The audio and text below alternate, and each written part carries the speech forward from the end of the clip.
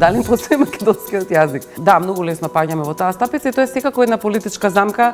Многу луѓе сакаат да да испаѓаат патриоти, прават политички поени. Бунтот има капацитет да се развие и понатаму. Најлесно е да се предадеш на очајот и да испаднеш пророк, затоа што тој никогаш ништо не губи. Со тоа што е избрана из конзорциум со македонска фирма на чело, значи сите тие филтри се поминати и дека и документацијски капацитет потврден дека може овој проект да се заврши квалитетно и на време. Нема туризам без промоција. Ние 10 години немавме скоро никаква промоција, ниту организирана, ниту структурирана.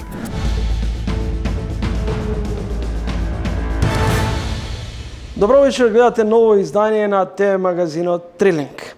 Пишан збор, чкртки, осмица.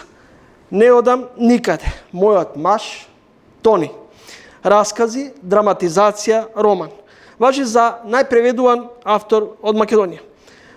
Тоа е творечката легитимација за Румена Бужаровска. Добре дојдете во емисијата.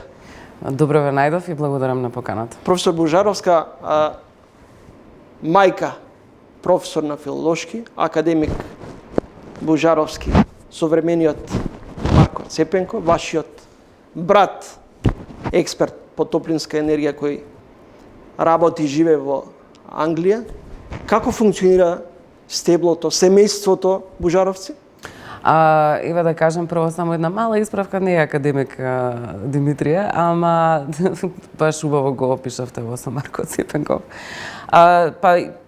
Се случува така во такви фамилии каде што некој има некаква одредена професија или некаков тип на наклонетост кон нешто и потоа да се развива тоа и понатаму во семејството. Така што и кај нас секогаш имаше ова.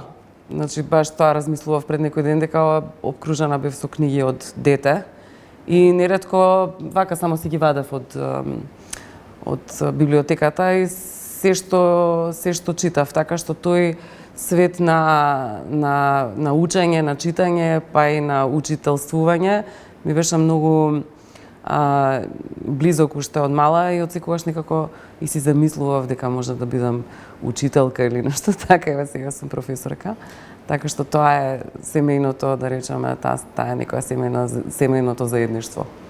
Професор сте на филолошкиот факултет, но прочитав едно поодамнешно интервју кај што вие велите никогаш не мислите дека ќе станам писателка. Да. А денес сте едно од вашите книги се едни од најпреведуваните, па можам да кажем и најчитани. Да. Еве, мислам дека писателството не беше никогаш некоја професија на која што мислевме дека е професија. Тоа е секогаш нешто што го правиме од страна. Па и кога ќе видите, повеќето македонски писатели така и функционирале. Повеќето сега, еве денешните да речеме, сега иземете го и Венко, јас и Венко сме колеги на филолошки факултет, например, така.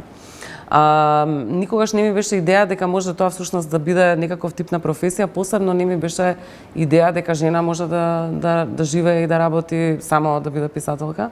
Така што јас немав таква амбиција. Сакав да пишувам, меѓутоа никогаш не мислев дека нешто ете од тоа ќе испадне еве вака толку големо како што испадна, зашто ми е многу мило, бидејќи не го планирав.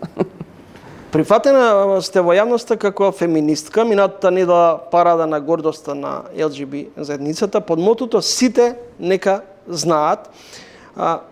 Дали сме во најригидното шовинистичко време? Не сме, за чудо, но секако гледаме регрес во однос на тоа што каков прогрес бевме постигнале. Тоа се важи и за женските права, важи и за правата на ЛГБТИК заедницата. Гледаме големо враќање наназад преку различни типови на пропаганда, која што за жал потекнува од Западот, од Америка, каде што гледаме враќање на идејата дека жената треба да се затвори во кујната, во домот и само да раѓа деца. преку идеите за оние trad wives, што ги викаат традиционални жени, кои што само една лага, затоа што тоа се професионалки, кои што се платени за да изгледа така што тоа е една илузија на современото капиталистичко општество. Но мислам дека во последно време знаеме дека има регрес во односи на женските права. Се случува тоа и во Европа, има се уште држави каде што абортусот е забранет и гледаме дека десничарските движења се повеќе и повеќе се обидуваат политички да влезат во повторно да ги одземат правата на жените, а и истакнатите права на ЛГБТ луѓето. Кај нас во Македонија не би можела да кажам дека ЛГБТ луѓето имаат некакви посебни права, затоа што сепак ние сме држава каде што истополовиот брак не е дозволен се уште, така што вие да имате партнерство помеѓу двајца мажи или две жени кои што цел живот биле заедно, кога едниот ќе почине или ќе му се случи нешто, другиот едноставно нема никакво право да се грижи за него или за неговиот имот и така натаму. Така што тоа се некои основни човекови права кои што ние овдека се уште ги немаме. А да не зборуваме за женските права и за фемицидите и за новиот серијски убиец кој што убивал само жени и за сите оние трагични случаи кои што постојано се повторуваат во нашето општество. Така што имаме многу работа и би сакала секогаш да порачам дека еднаквоста никогаш не ја имаме постигнато, меѓутоа сега сме во период кога правата повторно бележат напад од страна на фашисти. Мојот маж раскази по чија драматизација е играни во неколку балкански земји. Може ли да се очекува мојата жена? Не. Не сум напишала таква книга. Нема ни да напишам. Имате некаков анимозитет кон мажите? Немам анимозитет кон мажите, не знам. Така ви се чини ли? Не прашувам. Тоа е за жал една честа предрасуда кон феминистките дека ние мрзиме мажи и многу ми е жал дека општеството тоа го прифаќа како предрасуда, бидејќи општеството ги мрази жените, а не обратно. Тоест имаме фемициди, имаме големо назадување на женските права, мизогинијата е се присутна и сега ние бидуваме постојано напаѓани дека ние сме тие кои што мразиме. Да мразевме ќе се гледаше. Ова едноставно би рекла дека активизмот феминистички е само една желба за подобар и за похуман свет. Тони, најновата, една од најновите книги, може ли по принципот со мојот маж да доживее некаков ист или сличен модел, овој пат на екранизација? Па не знам, искрено да ви кажам, тоа никогаш не се знае со книга. Каков пат ќе има. Јас не можев да претпоставам дека мојот маж ќе биде поставуван, дека ќе биде хит представа во Југословенско драмско позориште. Мислам, никогаш не помислев дека ќе биде преведена, не знам, поише од 15, 16, 17, не знам колку јазици е преведена книгата. Немав таква идеја, така што не можам да знам што ќе се случи ни со романот. Тони, вашиот јунак, на таксистот што го вози му дефинира што е модерност, тоа е лизгање кон анархија. На светот му треба Да.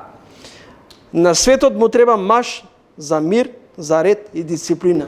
Да. Зар ќе се враќаме во времето на патриархатот? Па ние сме во времето на патриархатот, нема од каде да се вратиме, живееме во патриархат.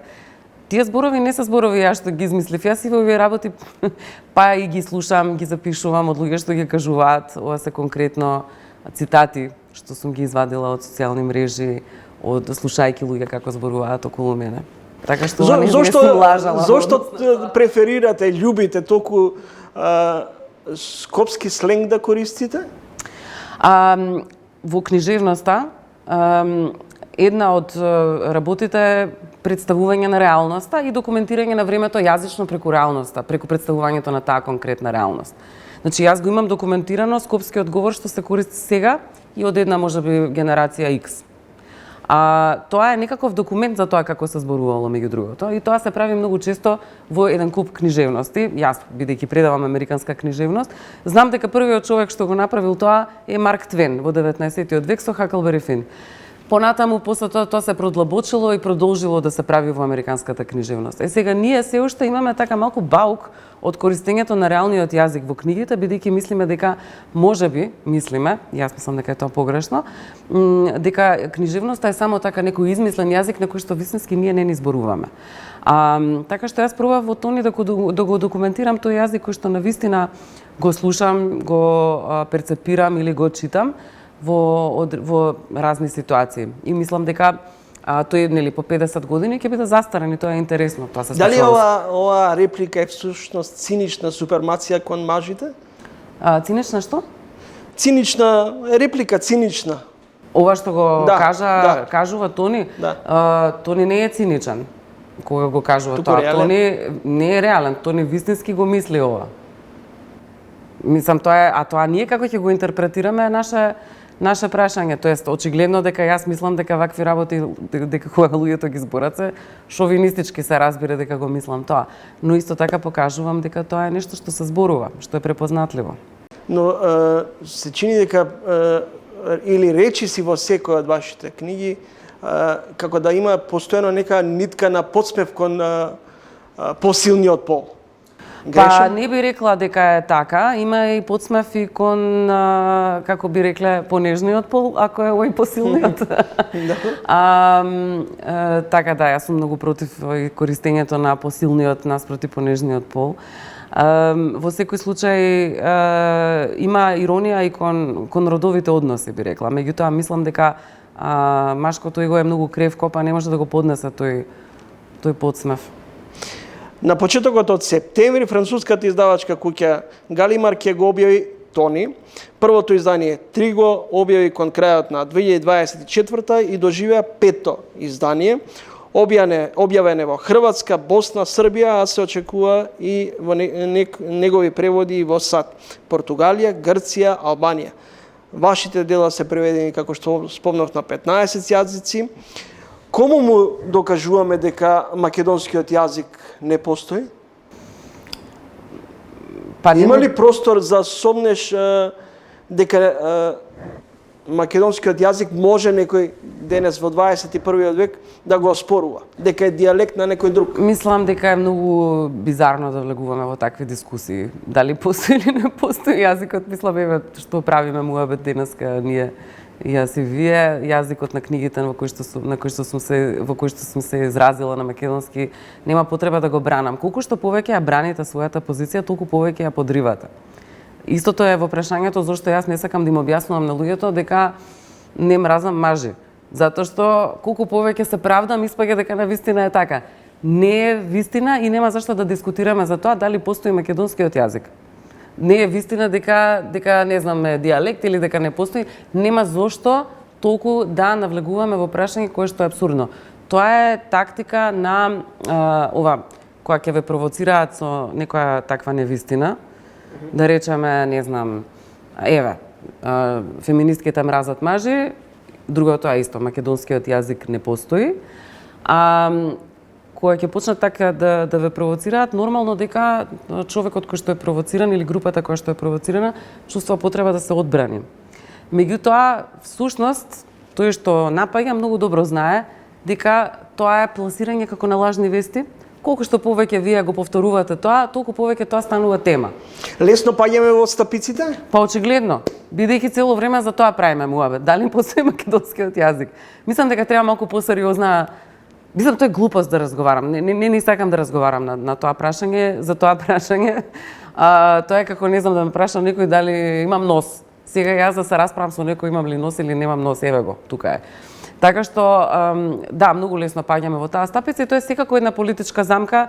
Многу луѓе сакаат да испаѓаат патриоти, прават политички поени на тие прашања, прават политички поени секако и други држави на тие прашања. Така што јас би го сменила малку дискурсот наместо одбрана во некаква прослава. во повеќе инвестирање во тоа што го работиме, отколку во одбрана. Одбраната апсолутно, одбраната кон глупост не функционира. Го злоупотребуваме, од тој аспект јазикот, идентитетот, бегајќи од реалноста, бегајќи од решавање на суштинските проблеми. Па мислам дека политичките партии секогаш злоупотребуваат некаква тема која што ја запалува јавноста, го знаеме дека тоа често го прават. Јас дури не ни внимавам што се случува со ова прашање, толку ме иритира ова со јазикот. И гледам да не ме иритира и од сите страни тоа што се случува, но мислам дека работите што најмногу ги иритираат луѓето, тоа што им се најблиски до идентитетот, секако дека политичките партии тие најмногу ги злоупотребуваат, за жал. Во Тони, животот е планина на која жените се качуваат на штикла. Овој фейсбук статус на главниот лик Тони во романот предизвика лавина од лајкови. Зарем, тоа веројатно беше на страницата на 3. А ова беше иронично.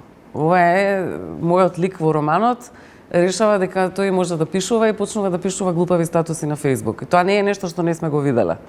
Луѓе кои што сметаат дека можат пишуваат мудрости и такви некои работи, мојот лик тоа го прави и мисли дека кој знае што кажал, бидејќи кажал дека животот е планина. Плюс се игра малку со феминизмот. Демек јас сум од страна на жените, а всушност е шовинист. Така што тоа беше малку една, јас сакам да се зафркавам очигледно и во моите книги и близок ми е хуморот. Ова беше така една малку хумористична. Кога велите дека сакате да се зафркавате, Да. колку ми сметате дека на граѓани им е до смеење? Па мислам дека секој сака да се смее. Хуморот е дел од нашето живење. Ако не се смееме, нема радост во животот. Така што тоа е исто така начин како да се справиме со некои проблеми, исто така како да критикуваме. Така што хуморот е многу битен. Во едно ваше ТВ интервју во Србија велите светот е растргнат меѓу осаменоста и фашисоидноста. Дали е тоа идеално за бунт или за всадување страф и манипулација со луѓето? Не се сеќавам сега во кој контекст сум го кажала тоа, меѓутоа има многу причини зошто луѓето се полнат со страф во денешно време. Прво, би рекла дека ова што се случува со манипулацијата на социјалните мрежи и со се поголемото онеписменување на луѓето, станува многу голем проблем во општеството и од таму произлегуваат потоа и таа осаменоста во која што ти сам функционираш и не се гледаш со луѓето, не стануваш дел од едно општество и се разбира овие нови фашистички трендови кои што ги гледаме како растат низ цел свет се придонесуваат кон една. Колку денеска сме бунтовни? Колку кај нас работи рациото, а не емоцијата?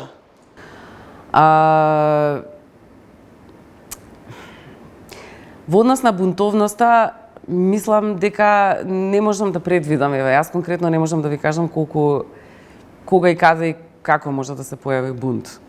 Ја гледаме оваа фламинго револуција што се случува во Албанија во моментов и таа има навистина капацитет за огромен бунт.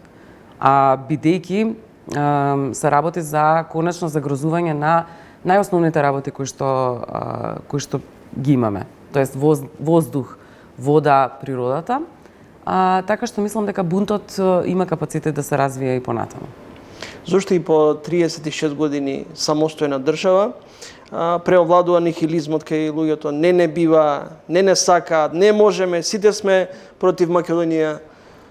Тоа е многу еден тажен наратив кој што мислам дека треба полека да го исклучиме и често зборувам за тоа и го исмевам веќе кога сме кај хуморот. Тој концепт кај нас дека не бива. Најлесно е да се предадеш на очајот и да испаднеш пророк, затоа што тој никогаш ништо не губи. Пророчувањето на негативни работи го прави човекот да изгледа дека е многу мудар и дека е реален. Меѓутоа, никој не се бави со пророчувањето, со пророштвата, се извинувам, на позитивните работи. Никој не вика, ти кажав дека ќе биде подобро, сите само лошите работи ги памтат. Така што мислам дека многу е битно да го престанеме тој ништо не бива, бидејќи тоа создава парализа и не ни дозволува да продолжиме понатаму со борба, со живот, со било што. Тоест не прави мрзливи. Жал ми е дека кај нас тоа преовладува и не велам дека треба па да преовладува еден оптимистичен дискурс или колку сме супер и тоа не чини, но барем треба да бидеме реални или да кажеме па добро, пред не знам многу години па сме немале воопшто држава, не сме имале книжевност. Еве сега живееме во мир, убава е Македонија, имаме свој јазик, значи може треба малку да ги негуваме и позитивните работи на тоа што ги имаме, но исто така да бидеме критични кон реалноста за да ја смениме. Понекогаш и рамнодушни на проблемите на... Не смеме да бидеме, јас не верувам во никаква рамнодушност. Рамнодушноста мислам дека е убиец, бидејќи таа ве затупува за да не правите ништо понатаму. Дали зошто луѓето се помалку или повеќе денес се поотуѓени? Немате таков впечаток? Тој впечаток го добив од како да почна после пандемијата. Јас мислам дека се случува нешто такво кое што очигледно е врзано со пандемијата и со сите вредности кои што се сменија со исто така користењето на бидувањето онлайн и сваќањето дека можеш да живееш во некој свет магичен во кој што си ги бираш пријателите, а всушност не се гледаш со нив, имаш само привидна идеја дека комуницираш. Мислам дека е тоа многу влошено и секако дека животот онлайн или преку телефонот не прави отуѓени. Ние сме цело време со лицата во екраните. Јас ги гледам и моите студенти дека се разбира. Не сите, не сакам да генерализирам, но гледам промена секоја година во генерациите, една отсутност. А тоа е поради тоа што чекате тука да ви стигне порака, а истовремено треба да следите што се случува околу вас, дали е тоа час, дали е предавање, дали е тоа да ги слушате вашите колеги, и често гледам тотално испразнети погледи, комплетен дефокус. Значи тоа не е живење во континуитет, тоа е некакво живење во некои вакви секунди, од кои што има телефонот и такви некои моменти кои што се поврзани со губењето, буквално тоа се моменти поврзани со животот е некаде другде во некоја друга сфера. Пишувате не одам никаде, во време кога емиграцијата од Македонија зема се поголем замав. Не се плашите дека државата ќе остане на старите, млада популација ќе... Каква генерација произлегува еве од филолошкиот факултет? Мислам, добри се генерациите што излегуваат. Не велам дека не, забележувам јас и некои промени, посебно последниве 2 години во однос на фокусот.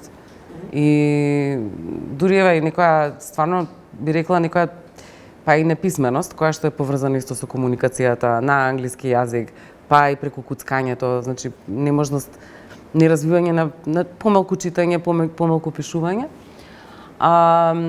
Меѓутоа, за тоа дали како ќе остарат државите и така натаму, тоа е многу голема тема и не е само кај нас. Значи ова што го пишувам јас нема врска само со дали ќе се заминат луѓето од Македонија, повеќе се фокусирав на идејата дека луѓето сметаат дека животот е на запад, дека таму сите треба да одат и го идеализираат, дури кога и немаат толку многу голема потреба за економска миграција. Кај нас постои тоа истото, тоа што ми го спомнавте, не бива нас не бива, некаде животот е тука, значи ние ќе паразитираме во нашето општество, додека животот некаде идеализиран е на запад, каде што многу ќе работиме, затоа што е многу тешко да се биде имигрант.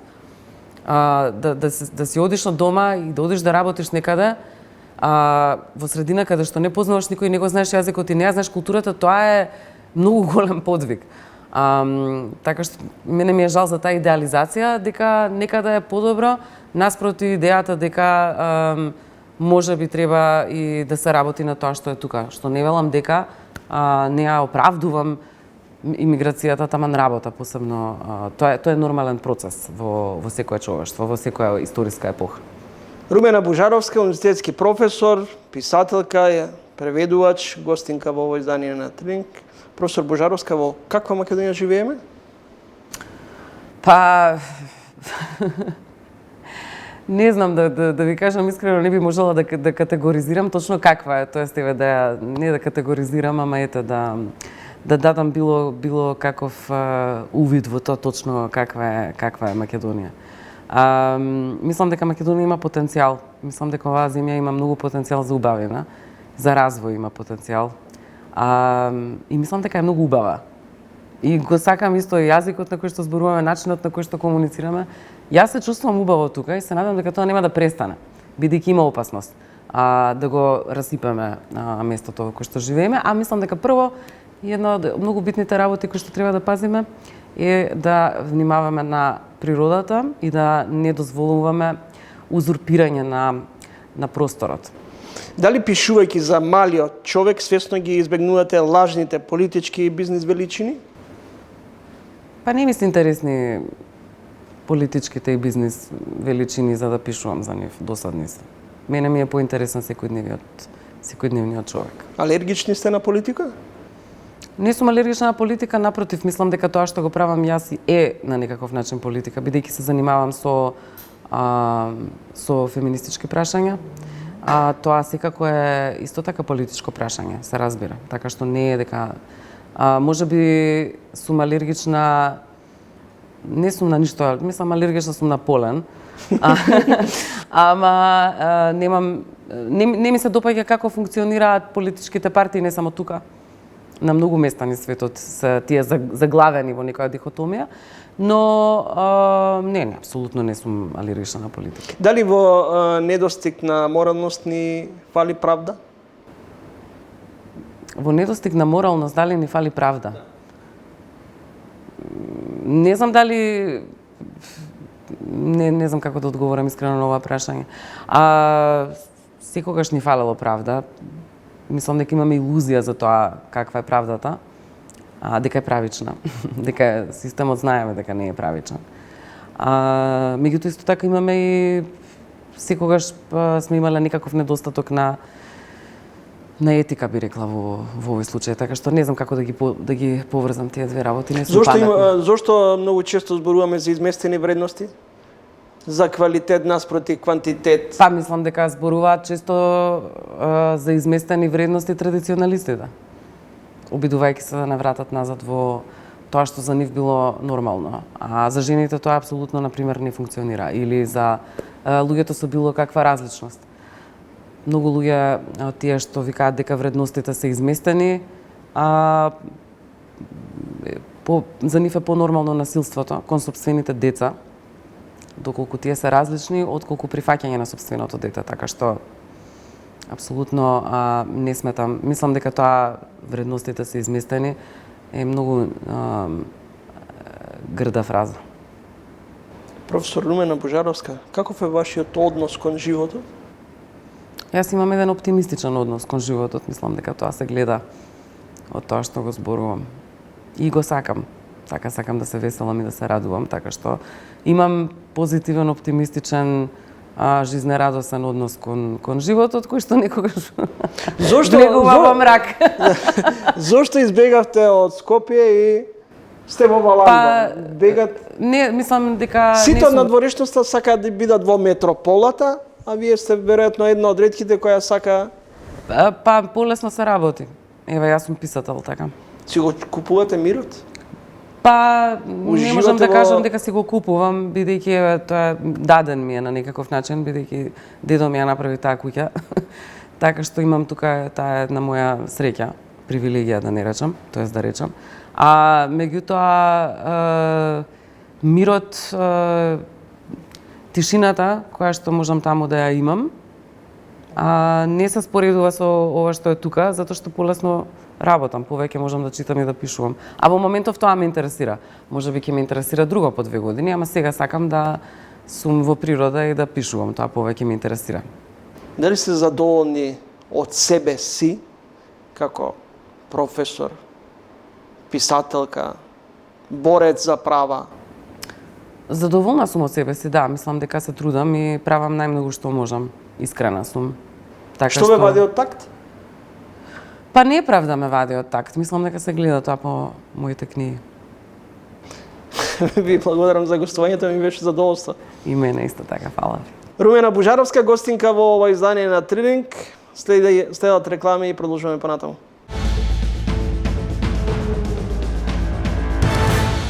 Проектот е захтевен, проектот има повод трасата е предвидена да биде со тунели. Другиот дел има голем број на мостови, виадукти, провози, 40 објекти од бетон што треба да се изградат, така да голем ќе биде предизвикот пред конзорциумот предводен од Гранит, но голема ќе биде и задоволството кога ќе се направи, кога ќе биде тоа и квалитетен проект, кој ќе биде проект кој што ќе служи на населението долги години.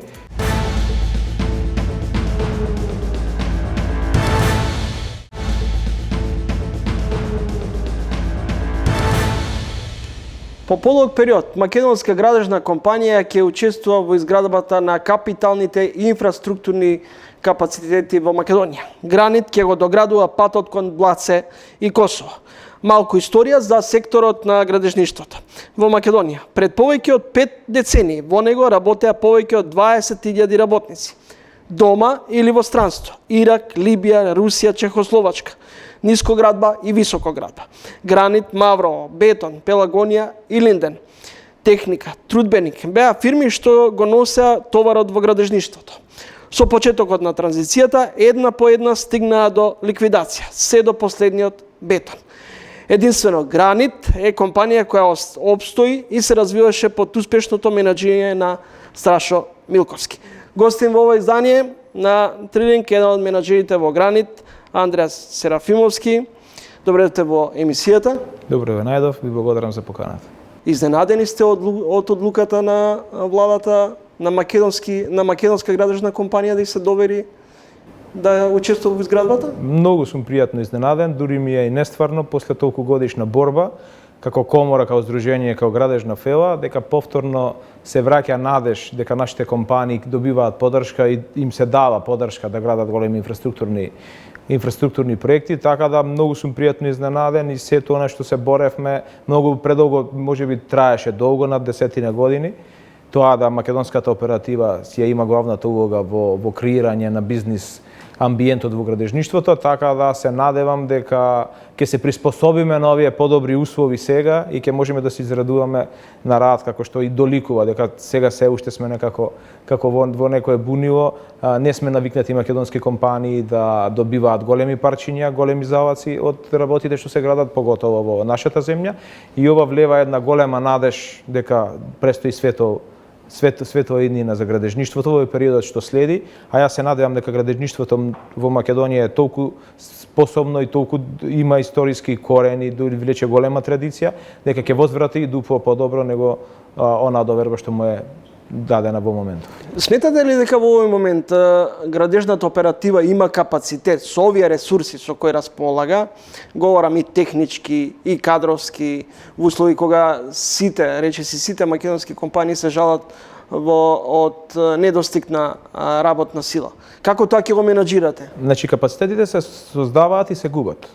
Правилниот однос е дали имаме ние потенцијал. Значи потенцијалот наш е докажан и покажан на сите оние проекти во историјата што сме ги градели, не мора во подалечната, може и во публиската историја, така да македонска фирма, поготово референтна и што работела во странство и што работела во дома, никогаш не изгубила референца на одреден проект заради капацитетот што го прикажува или потенцијалот што го имало.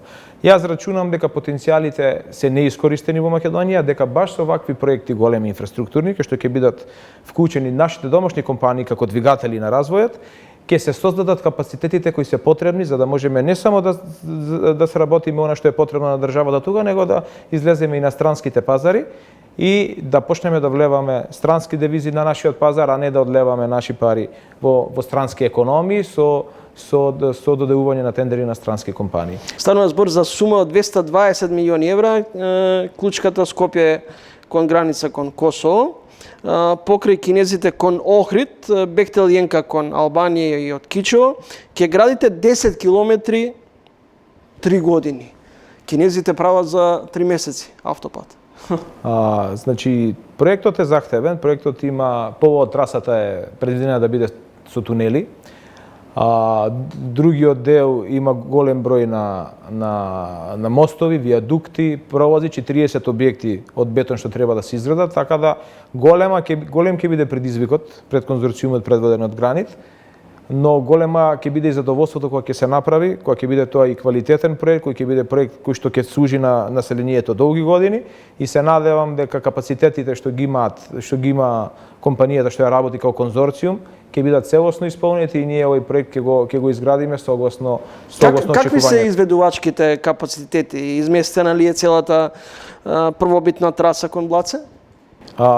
Проектот сега што го имавме, значи добивме готов проект, тој е проект кој е тендериран и добиен на тендер, мислам дека е донација на едното предпријатие, така да имаме готов проект, треба да го разработиме изведбено и да почнеме да го работиме. Во моментов се уште договорот не е потпишан, така да ги немаме сите документи и сите потребни цртежи технички, така да кога ќе го потпишеме договорот, ќе бидеме воведени во работа, имаме одреден рок во кој што треба да ги дадеме нашите забелешки, тогаш ќе видиме проектот во какви граници е, што е се потребно, дали има аномалии, дали нема аномалии, дали ќе може тоа да се реализира брзо и ефикасно или ќе треба да се преземат други мерки, но сепак уште еднаш ќе нагласам капацитетот, ако е прашањето до капацитетите на компаниите, уште еднаш ќе нагласам дека капацитетот на компаниите се креира со вакви големи проекти, ако доколку постои потенцијал во фирмата тоа да го направи.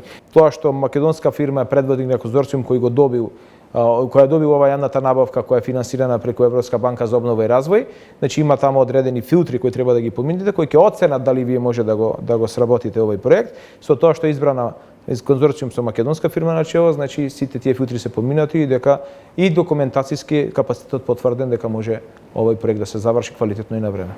Видите дека договорот уште не е потпишан, а на првото моје прашање дали сте изненадени што сте го добиле проектот да го работите, може да ви се случи да извисите? Не верувам. Мислам, тоа се процедури кои ги наметнува Европска банка за обнова и развој. Значи, во моментов договорот треба да се приложи као драфт, треба да се коментира, тоа се постојани процедури кои ги има јавното предпријатие, навикнати сме на нив, така да се има одредена процедура како треба и што треба да се направиме ние, се додека се не почнеме оперативно да работиме, тоест не се воведеме во работа. Кој е проектант? И дали се веќе добро разгледани можните сплечишта, излезните правци? Проектант е странска компанија Hill International и во тек на тендерска постапка разработен е проектот од страна на нашите служби при давање на понуда, но сепак имаме одреден рок кој што треба да го испочитуваме, да ги согледаме сите аномалии за да можеме да ги решаваме навремено за да не трпи нити рокот, нити квалитетот на проектот, така да се надевам дека тоа ќе биде летово направено и ќе можеме да стартуваме со некое знаење и со некоја перспектива што се треба да направиме за да немаме големи кошници административно правни, како што имавме на пример на проектот Кичевок. Дали е извршена веќе експроприација? Не сум информиран за детали околу експроприација, тоа е во доменот на јавното предпријатие, но со оглед на тоа дека проектот е пред потпишување на договор, значи голем дел од неа би требало да се заврши, значи ќе може да се почне да се работи оперативно, а деталите околу тоа треба да ни бидат соопштени по потпишување на договор. Симптоматично е што толку релативно мала километража станува збор, а 10 години ќе се гради. Проектот Блаце сега што треба да почне да се работи е мала километража, но е многу захтевен. Значи, со оглед на тоа дека повод километражата се тунели, и тоа дупли тунели, тоа е 5 километри во тунели, дупли, значи 10 километри во тунели треба да се изградат. Јасно е зошто е толку захтевен и зошто толку чини. Така да рачунам дека овој можеби во Македонија ќе биде еден од најзахтевните проекти што некој го извел од аспект од техничко ниво. Преостанува да во тоа сите се увериме, така да ја се надевам дека ова се што го збориме кога констатираме после на крајот на проектот дека сме извеле нешто што до сега технички не било изведено. Имате ли обезбедени работници? За работници немаме никаков проблем, за сета она технологија што се бара во проектот. Фирмата е спремна, така да не гледаме никаква пречка да почнеме сега да го работиме и со успех да го работиме. Андреа Серафимовски од компанијата Гранит, гостин во ова издание на Трилинг. Господин Серафимовски, имавте една интересна помалку изјава во делот на градежништвото, односно напливот на изградба на згради и станови, дека дури еден ден прогнозирате дека балонот ќе пукне, но дополнително на тоа велите цените и натаму ќе растат, се дека има побарувачка. Колку граѓани се подготвени да го одврзат кесето за така глатко да купуваат станови? Значи, у последниве 5 години сите констатираме и пријатно сме изненадени како индексот на цени на станови расте. При секоја промоција во Заводот за статистика на потатоците од страна на Народната банка, но првото тромесечие оваа година видовме дека покачувањето на индексот на цени на станови после подолг период е 0,1%, значи тоа можеме да го сметаме за 0% или нема растење ни за становите, што ни дава за право да кажеме дека почнува она што го ние прогнозиравме, тоа е израмнување на понудата и побарувачка, и во периодот што следува ќе биде многу интересно, ќе видиме колку се македонските граѓани мокни да платат за одреден стан и како на која цена ќе дојде стабилизација на цената. Со оглед на тоа што имаме, ние сега креиравме и групација на агенции за недвижнини во рамки на Сдруженијето. Имавме седница минатата недела и побаравме они статистика во првите 3 месеци какви се резултатите од продажбите на становите. Утврдивме дека во првите 3 месеци во оваа година, во првиот квартал, продажбата е намалена за 25% за разлика од првиот квартал во 2025 година, што значи дека податоците од сите статистики кои ги користиме се покопуваат дека доаѓа до заситување на пазарот, и периодот што следува ќе биде многу интересен по однос на тоа да видиме на која цена ќе се стабилизира цената на продажба на станови, со оглед на тоа дека трошоците реално не се толку мали и не би можеле да очекуваме некој огромен пат. Јас баш сум интересно ми е да видам кај се ќе дојде и кога ќе дојде до стабилизација на цената, на која цена и на која ниво ќе се стабилизира. Дали ви очекувате пат на цената на квадратурата на станови и за колку? Значи, ако збориме за цена на квадрат на станови, ние немаме генерална цена. Во моментов толку е голем диапазонот на разлики, така да во општина Центар вие може да купите стан во моментов и за 2000 евро и за 3500 евро. Сега правиме моабет дали станува збор за за нова градба или за стар стан? И од новите станови. Имате станови кои се продаваат по 2000, 2200, 300 евро, но имате и нови станови кои се продаваат по 3500 евро.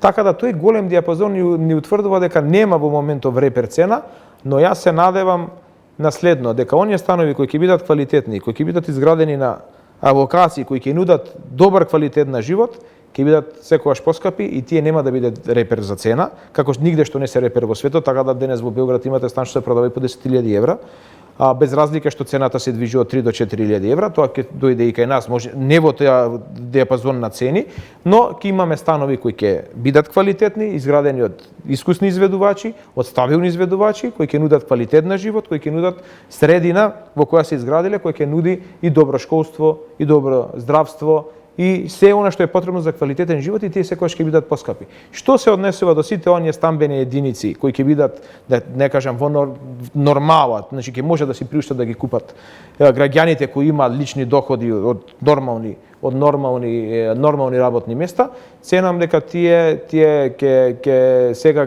ќе биде многу интересно на која цена ќе се стабилизираат, но да речеме дека стан што не е луксузен, јас верувам дека ќе биде негде од 1800 до 2200 евра во Центар. Дека нема да биде повеќе. Може ли да дојде до презаситеност на пазарот и ако има невселени станови, што одредени податоци покажуваат, дали тие странски пензиски фондови може да ги откупат, како што неодамна откри Народната банка? Не е исклучено и тоа да ни се случи. Нас ни се случи побарувачката да биде многу поголема од понудата после мораториумот што го имаше општина Центар. Така да, со оглед на тоа дека во атрактивните општини во моментов кој што се Центар, Карпош и Аеродром се издаваа одобренија за градба во минатите 2 години бија во постојан пораст, така да не исклучувам дека можеби више можностите на граѓаните се исцрпени, а премногу одобренија се издадува после тој долг период на мораториум и проблеми што ги има општините, така да не се исклучува и можноста дека ќе дојде до заситување. Ние сме една поднебје која нема стабилни текови, како што дојде тоа да се покачи цената за период од една година, значи ние имавме цена, да речеме, во општина Центар која се движеше од диапазон од 1200 до 1450 евра долги години. Во рок од година и пол стигнавме да имаме цени од 2300, 2500, 2700 евра на метар квадратен, така да и обратниот процес не се исклучува, ама тоа е само можно сценарио, а дали ќе се случи останува да видим. Со години зборуваме за Чебрен и Галишта, различни идеи од тоа да се дадат на странски конзорциум, па до ние сами како држава да го градиме. Како гледате на овој проект? Пријатно сум изненаден и пријатно не очекував дека државата би можела да смогне сили и да го финансира Чебрен и Галишта сопствени средства, што значи дека од сите одлуки за тоа кој ќе го гради, како ќе го гради, како ќе се стопанисува, ќе останат на државата без никакви влијанија од кредитодаватели или од други институции кои позајмуваат или одобруваат кредити. Со тука гледаме на огромна можност дека ние како држава може да ги покажеме своите капацитети, дека верувајте, кога сте вие инвеститори кои ги имате обезбедено парите, сите странски помоши ви се достапни. Значи ние тоа мора да го утврдиме и да го кажеме еден ден дека има два начини на функционирање. Дали вие ќе работите за странска компанија и ќе бидете тој што нема да ја води референцата, а сите работи ќе ги сработувате, или ќе бидете онај чинител, главен чинител при изведбата, преку кој што и странците ќе работат. Така да ние мора да ги погледнеме вистините во очи, така да јас мислам дека да се финансира, да се изгради Чебрен и Галиште, кој е исклучително комплексен и комплициран проект, ми дава некако многу позитивен такт дека државата ќе смогне сили со собствени капацитети при изградба и при стопанисување да пробува да го изгура овој проект најдобро што може, а секогаш оние стручни помоши што ние ги немаме, оние технологии што ние ги немаме, секогаш може да се донесат и да се купат ако имате финанси да го тоа финансирате. Не мора да дојде некој друг за да ви го прикаже тоа, доволно е да биде палката под вас и вие да ги менаџирате работите. Изградбата на хидросистема би чинила околу 2 милиарди евра и би се градил со домашен конзорциум. Сметате дека имаме и во овој дел капацитет, бидејќи станува за крупен залог? Јас се надевам дека тој што го планира да го изгради со собствени капацитети, прво има доволно техничко-административни капацитети тоа да го направи, иначе не знам зошто би имал план да го сработи со наши пари и со наши капацитети. Така да верувам дека административно овој проект кој има големи исто административни барања, ќе биде добро сработен да после изведувачите лесно го менаџираат при изградбата. Благодарам за гостувањето и за интервјуто. Ви благодарам и на вас. Андреа Серафимовски, менаџер во Гранит и претседател на Сдружение на градежници во рамки на Стопанската комора на Македонија, гостин во овој издание на Тренинг.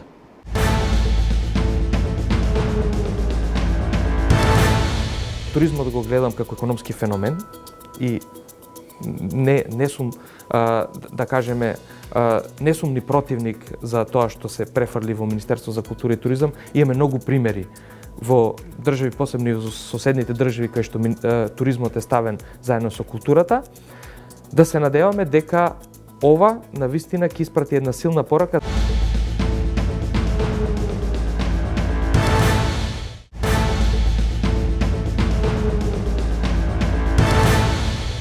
$65 милиарди заработила Турција од туризам минатата година.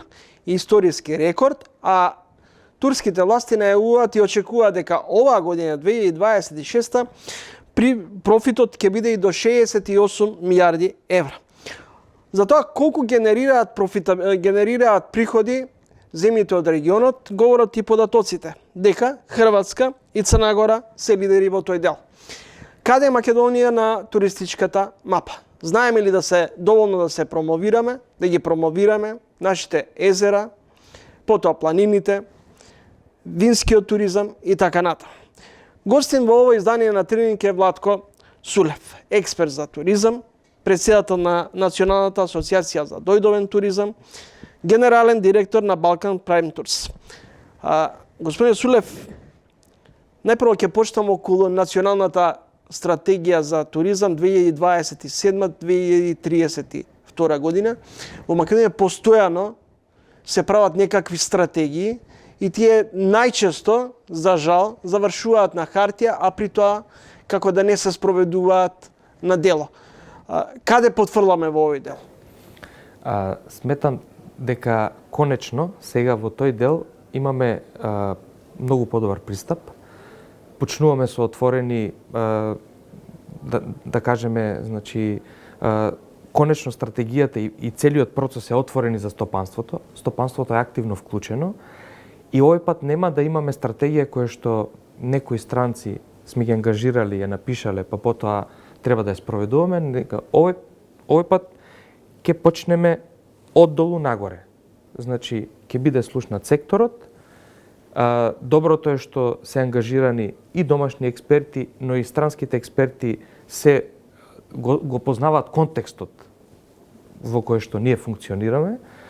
Така да сметам дека овој пат конечно ќе создадеме документ кој што барем ние како сектор би го чувствувале како наш. Се надевам, охрабрувачки е процесот како започнува, охрабрувачки е како овој старт. Се надевам дека навистина ќе имаме документ кој што понатака ќе го преточиме во акцијски планови, кој што е многу битно, и тие акцијски планови ќе ги следиме и ќе ги спроведеме. Од Агенција за промоција и поддршка на туризмот, која беше под закрила на Министерството за економија, со промената на власта, агенцијата се трансформираше во Министерство за култура и туризам. Дали ова е некаков индикатор дека сега повеќе се дава тежина околу развојот, промоцијата, па и се по нагласената потреба дека туризмот може да донесе и може да биде предизвик во однос на привлекување на многу поголем број на туристи како што било во минатото. Например, кога не сме можеле доволно добро да се пофалиме со некакви позитивни резултати. Дефинитивно е чекор напред. Требаше малку време сето тоа да се структурира. Се надевам ќе се продолжи да се работи, да се создаде една здрава структура во тоа Министерство за култура и туризам, која што би била, значи, и моментално, значи, функционална, но би функционирала на уште повисоко ниво. Исто пак ќе кажам дека морам да споменам дека комуникацијата помеѓу секторот и новоформираното Министерство за култура и туризам сега за сега е одлична. Работиме заедно. Промоцијата ја спремаме заедно, значи вклучени сме во сите процеси тековни. Се надевам дека тој тренд ќе продолжи. Еве, пример ќе ви дадам, значи отворена стои комуникација за есенските саеми. Можевме сите да изразиме интерес за учество, да се изберат. Можеби ќе се охрабриме, јас ќе ги охрабрам да отидеме на ATB Asia, кое што има интерес, значи сака секторот да отиде, храбар е. Нека биде храбро и Министерство за култура и туризам. Процесот да се движи комуникацијата, да се врати помеѓу секторот и сега Министерство за култура и туризам моментално е активен и тоа е добар знак дека во иднина би требало да продолжиме на тој начин.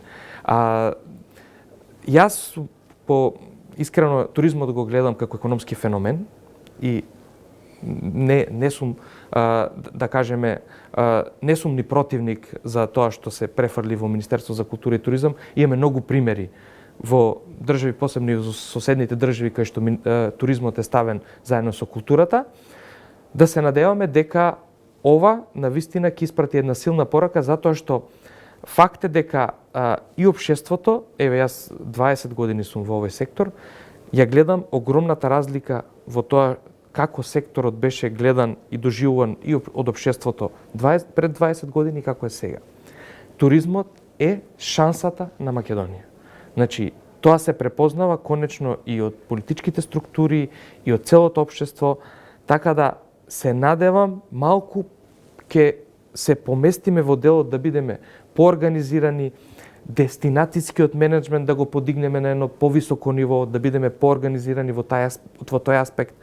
Тоа е нештото што ние имаме веќе сериозни поединечни производи кои што ги нудиме на туристичкиот пазар. Македонија за среќа ги има сите карактеристики на дестинација која што моментално туристите ја бараат. И ние треба тоа да го искористиме. Кај нас туризмот учествува со скромни околу 3% од БДП, а како за споредба во Грција учествува со 16,5%, а во Хрватска со 25% во бруто домашното производство. Дали ние во Албанија 27%. Дали од туризам може да генерираме приходи во текот на целата година, не само во летниот период, говорам јуни, па до септември да речеме. Јас сум убеден во тоа. Ние како модел треба да го следиме моделот на Словенија, кој што ја гради таа успешна приказна за 12 месеци туризам. И сметам дека ние ги имаме сите карактеристики да имаме туристи и во ниска сезона, така наречена ниска сезона, а тоа би било висока сезона во делот на зимскиот туризам. И за нас моментално, ако ги поделиме сезоните, најсилни сезони моментално за македонскиот туризам, тоа што ни случува се мај, јуни, септември, октомври. Тоа е периодот кога што државата ни е најмногу посетена. Исто така висока сезона ни се јули и август и од туристи, но исто така и затоа што имаме многу голема диаспора која што во тој период се враќа народните огништа, и тоа е исто пазарен сегмент кој што треба да го негуваме и да работиме. И за зимскиот туризам имаме два дела кои што ние можеме да ги интензивираме и да работиме. Делот со зимските туристички центри кои што треба да ги модернизираме и да работиме на инфраструктурата, на целосната и примарна и секундарна инфраструктура во тој дел, но исто така и зошто е битна Азија. Азија е битна затоа што голем дел од државите и туристите кои патуваат во Азија патуваат во таа ниска сезона, така наречена за културен туризам, да речеме, ниска сезона за културен туризам. И тие се клиентите кои што ние мораме да ги донесеме за да ја продолжиме сезоната. Значи, мораме да пристапиме кон секој пазарен сегмент, посебно мај, јуни, септември, октомври, треба да се охрабриме и дестинацијата да ја позиционираме колку што е можно повеќе како бутик дестинација за клиенти со поголема додадена вредност, дестинација за клиенти кои што бараат автентично искуство, дестинација која што туризмот би имал многу поголема додадена вредност за нашето општество, за сите што се дел од туристичките пакети. И од друга страна би бил, значи, на тој начин би можеле тие минимум 15 економски гранки кои што се директно врзани со туризмот да имаат поголем бенефит и општеството да има, нашето општество да има поголем бенефит. Имаме езера, планини, зимски туризам, вински промоции. Што знаеме и што можеме да продадеме како нешто што би било примамливо за странците? Што е она автентичното што сакаат да го видат, да го почувствуваат оние кои ќе ја посетат државата? Македонската туристичка приказна навистина на толку мала територија ние изобилуваме со културно-историски, природни знаменитости, потенцијал навистина. Можда Македонија, ако се направи споредба со потенцијал и неискористеното на потенцијалот, мислам дека сме први сигурно во свет, во делот на туризмот. Затоа тој потенцијал ние треба да го валоризираме и да го направиме туристички ресурс, кој што туристички ресурс ќе го продаваме на специфичните клиенти кои што се мотивирани од специфични мотиви да ја постат нашата држава. Зошто не умееме да ги искористиме сите потенцијали и да ги промовираме нашите природни богатства? Пак доаѓа во тој момент, како што кажав, мислам дека сериозно треба да се работи во делот на дестинацијски менеджмент. Тука мислам дека доста сериозно потфрламе и тука треба да се насочат навистина силите за да можеме да го поправиме тоа што е, и во делот на промоција. Нема туризам без промоција. Ние 10 години немавме скоро никаква промоција, ниту организирана, ниту структурирана. Меѓутоа, јас се сеќавам пред 10 години имавме медиумска кампања, се рекламиравме и на CNN, вклучувајќи Made in Macedonia, промовирајќи нашите историски богатства и така натаму. Па ефектите не беа некои големи? Ефектите ние ги жнеевме сите овие 10 години кога немавме никаква промоција. Значи, појавувањето на насловната страна на National Geographic, појавувањето на насловната страна на Wanderlust, Lonely Planet и сите тие медиумска покриеност, туризмот е специфичен затоа што не ги жнеете плодовите веднаш. Туризмот е маратон. Мора да посадите и да чекате еден извесен период. Од првите промоции, верувајте ми, да, имате резултати, но сериозните резултати ги гледате после трета, четврта година. И тоа ние мора да го разбереме. И да имаме трпение и да работиме. Да работиме дома, во делот на јакнење на капацитетите, човечки капацитети, инфраструктурни капацитети. Значи, ние мора да инвестираме и во луѓето. Спомнавме што све имаме, но исто така треба да кажеме дека еден од главните адути кои што го имаме е нашата автентичност, нашата топлина, нашето гостопримство, кое што секогаш е препознаено. Да не збориме за еногастрономијата. Кога едни французи ќе ви напишат дека иако турата мотивот за посета на државата бил културно-историското богатство, тие целото патување го доживееле како еногастрономско. Тоа е најголемиот епитет кој што може да го добиете. Значи, комплимент кој што навистина ние сме свесни, само треба да направиме еден чекор плюс. Надградба, системска верба, да се продолжи тој, како да кажам, тој позитивен тренд на верба и на нашите сограѓани и во општеството, да инвестираме што е можно повеќе.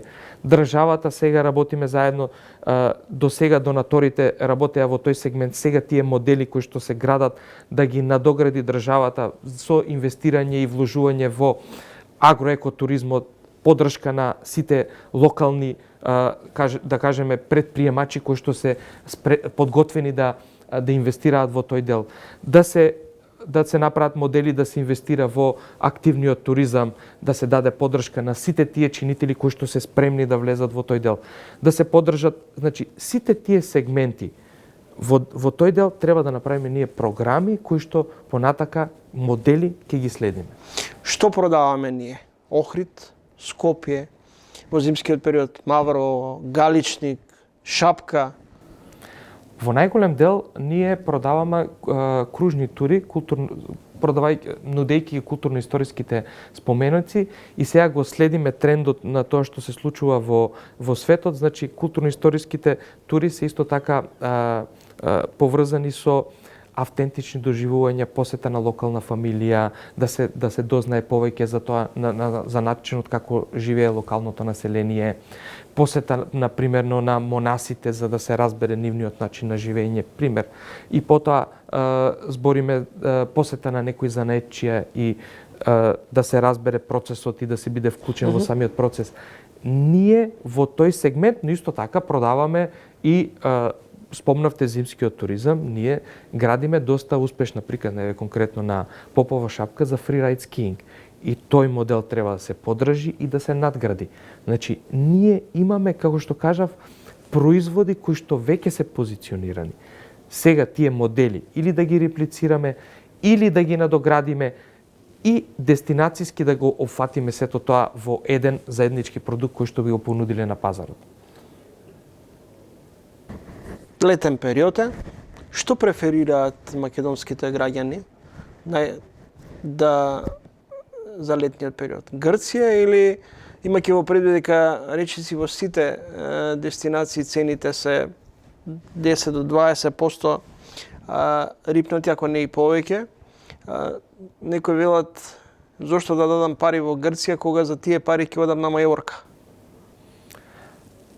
Па вака, сега ова прашање ќе ви го одговорам како турист, македонски турист, затоа што јас и мојата компанија и асоциацијата која што ја представувам, ние го покривам исклучиво incoming туризмот, но како турист, како македонец кој што патува, навистина прво богатство е тоа што имаме можности.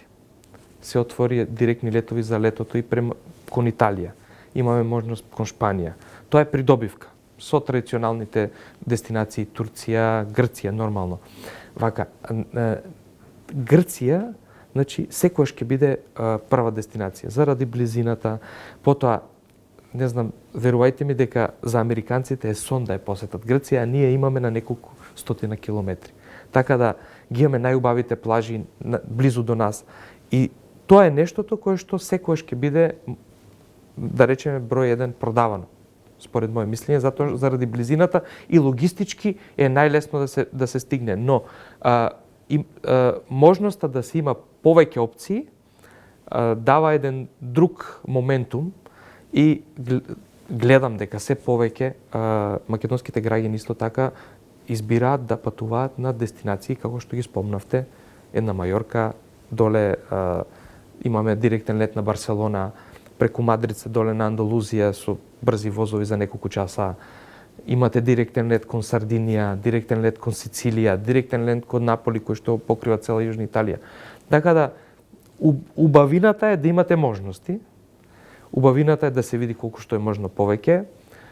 Доброто е што нашите колеги кои што го работат Outgoing имат спремено добри пакети и приступачни пакети за македонскиот пазар. А исто би напоменале тука во делот дека инфлацијата за жал не секаде е иста. Има инфлација секаде, но имам чувството дека во западните држави се движи со малку позабавено темпо отколку кај нас, тука на Балканот. Така да можеби и тоа е шанса да искористиме тие приступачни цени да можеме да си дозволиме летување во Италија или во Шпанија. Кои какви се ефектите од субвенционирањето? Од субвенционирањето. Сега се направи нов модел. Искрено немам стигнато до документ кој што е направена анализа за ефектите кои што ги има дадено субвенционирањето. Моje лично мислење, ако треба да споделам, е дека субвенционирањето треба да биде фокусирано на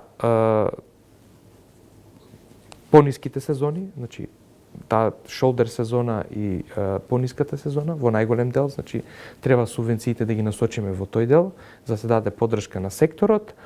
Исто така, кога се отвара, ја мислам дека треба да бидат и да се избираат пазари кои што во иницијално 3 до 5 години би се инвестирало да се отворат и понатака не би требало да продолжи субвенционирањето. Тоа е личен мој став. Колкав е годишниот приход во туризмот? Па се движи околу 1 милиарда. Тоа е доволно? Вие сметате дека тоа е задоволителна сума? Не, дефинитивно. Јас сметам дека... Какви се потенцијалите во тој дел? Значи, јас сметам дека идеално за Македонија и за македонската економија е туризмот да се движи меѓу 10 и 15% од нашиот GDP. Сметам дека кога ќе стигнеме на ниво на 10%, тогаш можеме сите како општество и да бидеме задоволни од тоа што сме го постигнале. Така да сега моментално сметам дека имаме уште долг пат да го изодиме. Благодарам за разговорот. Благодарам и на вас.